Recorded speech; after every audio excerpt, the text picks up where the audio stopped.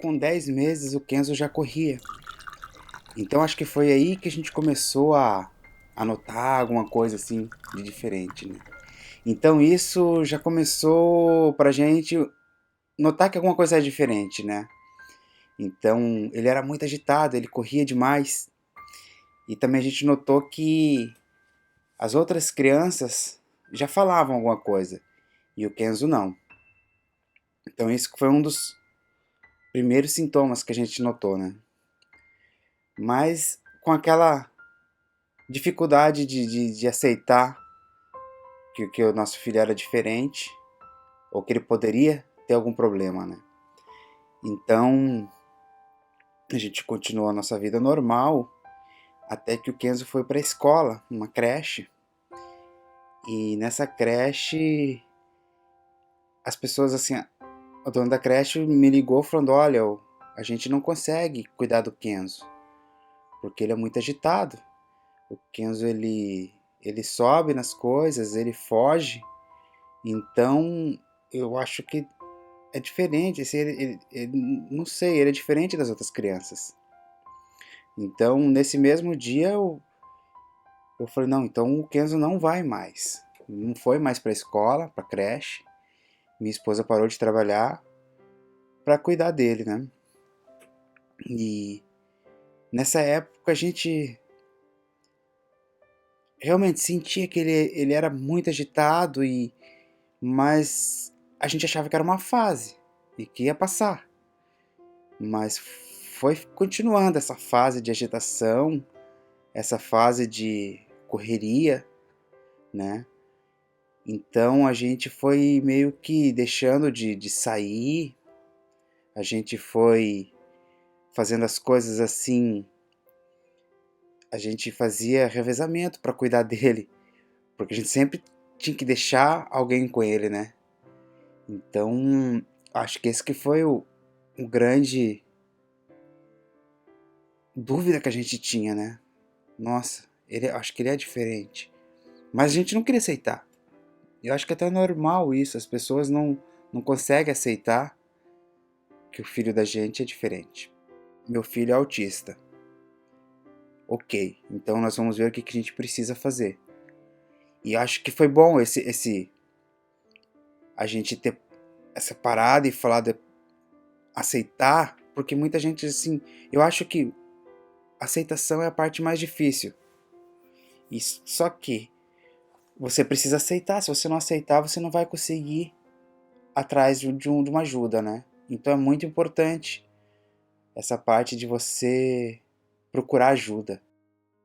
Eu sempre falei que todas as ferramentas que tinha eu teria que usar, mesmo que parecesse absurda. Eu não saberia, eu não sei, eu não sou nenhum especialista, então como eu vou poder julgar se isso aí é absurdo ou não? Vou tentar. Vale a pena tentar, sempre vale a pena tentar. Eu lembro que quando eu tive, né, a gente teve essa notícia que a hipótese do Kenzo ser autista, eu não sou uma pessoa religiosa, eu nunca fui, então assim, eu não, mas naquele dia eu parei e, e conversei com Deus assim, sabe, eu não sei rezar, então não era uma reza, mas era assim uma conversa, que eu falei assim, por que, né, Deus? Né? Então se eu acho que se você existe mesmo, por que você está fazendo isso comigo? Né? Me prove que você existe mesmo, diga que isso está errado. Então eu lembro que eu bati o pé e falei: é a última chance que eu dou para você. É a última chance que eu dou para você provar que você existe. É você falar, é você mostrar que esse diagnóstico está errado. E Deus não mostrou que estava errado o diagnóstico. É aquela velha deixa que fala que Deus escreve certos por linhas tortas. Eu sou a prova disso. Ele sempre teve o kimono dele, mas assim, ele vestia o kimono, ia lá, brincava um pouquinho, corria, mas nunca treinava realmente. Então, ele falou: eu quero ir. E eu achei que ia ser algo assim, passageiro, né? Mas não, realmente ele começou a treinar e gostar de treinar, né? Foi então que a gente começou a ter aula para crianças. E não tinha uma turma de crianças, né? Na verdade, a gente precisou formar uma turma de crianças. E o professor, na época, ele não podia dar aula.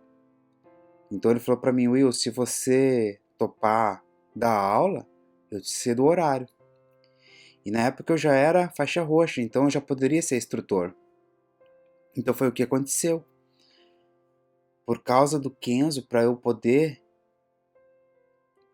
assim, dar a oportunidade dele treinar, eu comecei a dar aula. E aquilo me assustou bastante, eu fiquei assim, porque eu nunca tive intimidade com criança. Mas eu resolvi aceitar. Então, e ele começou a gostar muito do jiu-jitsu. Eu acho que a maior diferença que eu senti no Kenzo foi a parte de socialização. Nem tanto o jeito que ele via as outras crianças, mas o jeito que as outras crianças viam, olhavam para ele e interagiam com ele. Aquilo me trouxe assim, um conforto muito bom, né? E eu fiquei muito grato com tudo isso. As crianças brincavam, ele era aceito normalmente. Até então, ele sempre ficou isolado, as brincadeiras dele eram sempre sozinhas. E de repente ele estava lá, com a criançada que nele falava. Perguntava: o que você gosta do jiu-jitsu? Ele falou: a criançada. Então, isso que foi o maior mérito do jiu-jitsu na vida do Kenzo, que foi a início, né? Foi assim, ele poder se socializar com as crianças e com os adultos também, né? Então isso foi muito bom.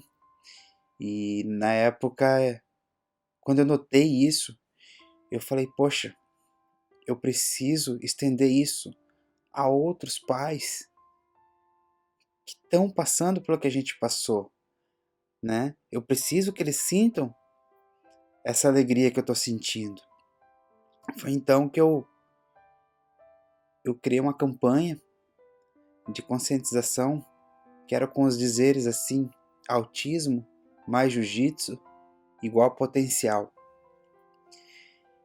E nessa campanha eu tinha o intuito de tornar conhecido os benefícios, que como foi bom para o meu filho, poderia ser para as outras crianças também. Criei um logo e nesse logo a gente começou a fazer pets. E pets são aqueles tecidos que a gente põe, a gente coloca assim no kimono, né, em várias partes do kimono.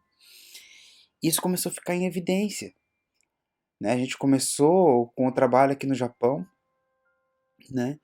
Conforme eu conseguia um dinheirinho, né, que sobrava um pouquinho, eu mandava fazer uns pets e distribuía para as pessoas, né? E as pessoas perguntavam: mas Will, quanto que é? E eu falava: não, isso aí é de graça. Você já está me ajudando muito, você divulgando isso. Esse é o preço. O custo era todo meu, sempre foi meu. E para a gente provar que ele poderia estar de igual para igual, a gente precisou fazer mais que qualquer um. Então isso foi assim, uma época que eu estava bem difícil, uma situação bem difícil. Eu deixei para trás muita coisa para estar acreditando nesse potencial, não dele, mas das pessoas, das portadoras de autismo. Então eu precisava mostrar. Esse era o meu pensamento. Aqui no Japão, o Kenzo já era conhecido. As pessoas já sabiam da nossa história. Eu achei que aquilo era pouco. Então a gente decidiu que o Kenzo ia participar do campeonato, no Pan-Americano. era na Califórnia. E eu não tinha dinheiro nem pra ir na esquina. Mas eu falei, eu vou. E a gente fez. A gente fez camisetas. A gente fez rifas. A gente fez tudo que podia. Eu fiz empréstimo. E a gente foi. E chegando lá, assim, foi. Assim, o intuito era que o Kenzo fosse. Que ele participasse. Porque não, não tinha sido nenhum caso oficial mesmo. Quando eu falei com o pessoal da Federação Internacional, eu perguntei assim, poxa, algum portador de autismo já participou desse campeonato? Eles falaram, olha, pode ser que sim, mas a gente não sabe, ninguém falou nada. Então, eu falei, então tá bom, esse ano vai ter, né, um portador de autismo. E o Kenzo foi, a gente falou assim, o intuito era ele participar. Esse que era o grande foco. E quando chegou lá, ele lutou e ele ganhou. Então, ele fez mais do que era o proposto para ele, né? Então, porra, aquilo para mim, quando eu vi que o juiz, quando assim o juiz levantou o braço dele, assim, acho que o que eu pensei assim, eu olhava para ele e eu conseguia sentir o orgulho que ele tinha dele mesmo. Não era o orgulho que eu sentia dele, era o orgulho que ele sentia de si próprio. Então esse que foi assim, acho que o maior pagamento, o maior feito foi o jeito que ele se viu, o jeito que ele se aceitou, né? Então, de repente, o ser autista já não era mais um fardo. Ser autista já era alguma coisa assim que ele se orgulhava, sabe? E eu sempre me orgulhei dele. Eu sempre me orgulhei da coragem dele. Eu sempre me orgulhei do que o autismo assim fez, não na vida dele, mas talvez na minha, da minha família. Então, com o tempo, que eu realmente fui notar que o Teso realmente mostrou a sua existência com o diagnóstico. Quando eu bati o pé e falei, prove que esse diagnóstico está errado, só assim eu vou acreditar que você existe. Hoje eu vejo que aquilo foi tudo um caminho que eu precisava ter passado para amadurecer, né? E hoje a gente tá assim, é muito feliz, sabe, com quem a gente é. E a gente procura sempre querer mais.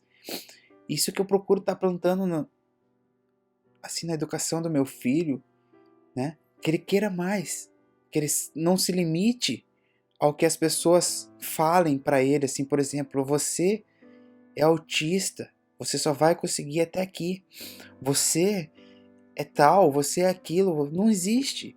A gente é o que a gente quiser. É isso que eu ensino para ele. É isso que ele ensina para mim.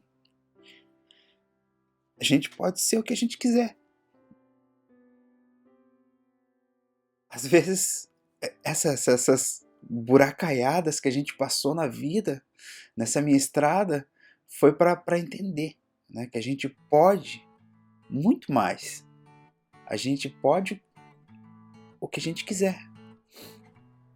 E isso serve para mim, serve para qualquer um.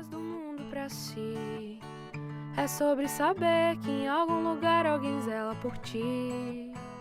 É sobre cantar e poder escutar mais do que a própria voz. É sobre dançar na chuva de vida que cai sobre nós. É saber se sentir infinito num universo tão vasto e bonito. É saber sonhar Então fazer valer a pena cada verso daquele poema sobre acreditar.